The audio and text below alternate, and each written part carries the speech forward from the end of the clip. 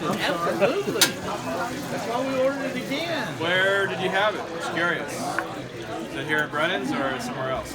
Somewhere else. Okay. So you know this is the original, right? Yes. Bananas Foster was created at Brennan's in 1951. It was Ella who came up with it. So Ella Brennan and her brother Owen, they started the restaurant together back in 1946, and it was originally on Bourbon Street. It moved to this building 10 years later in 1956. It was originally in the Bank of Louisiana. Anyway, so Bananas Foster was created in 1951. It was actually something the Brennan family did for the kids growing up. They'd caramelize bananas with some sugar and butter and just serve it on Sundays alongside the scrambled eggs and bacon and everything else. Bananas were a huge import to New Orleans at that time, so the family made use of them, and you know, it just became a favorite. Anyway, so one day Mr. Brennan, he organized a dinner party for his very good friend Richard Foster, who was named after. And then he ran in the kitchen to Ella and he asked her to come up with a special dessert for this party. Now, a little backstory. Owen is the oldest in the family. Ella was the youngest in the family, and he kind of bossed her around and told her what to do all the time. And it was nothing different with this. He didn't give her any time to put this together. It was like 2 hours before the party, so Ella was not happy about it, and she went in the kitchen and saw the bananas and figured that would be a quick fix to get her brother off her back.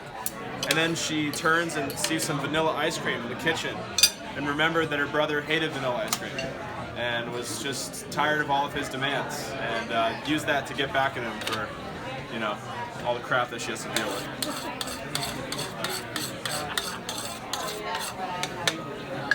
It gives you a little insight into the Brennan family. They were always fighting with each other. Flambe is coming up. So I'm gonna move back here so you can get your arm, because you're gonna be engulfed. That's why I'm leaning leaning back. The whole thing, you know. All right, here we go.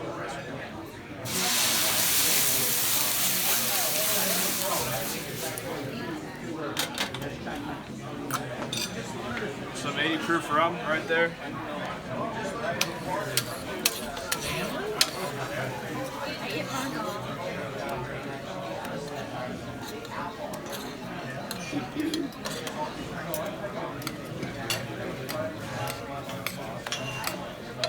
So back in the day, when they were doing the flambés for this, they would take a little bit of cinnamon and throw it into the flame.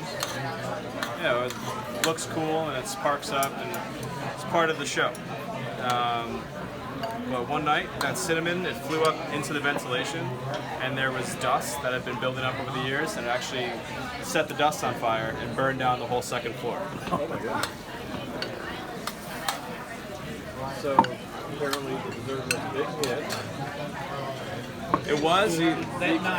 He came in to get it. They put it on the menu shortly after that night, and then the flambé came a little bit later, actually. It wasn't done like this originally. They were trying to keep up with their competition over on St. Louis, Antoine's. They were flambeing baked Alaska.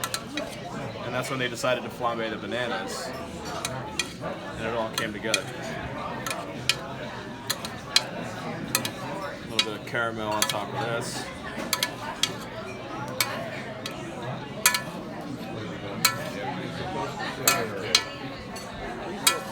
Five kids, 6 a.m., brother.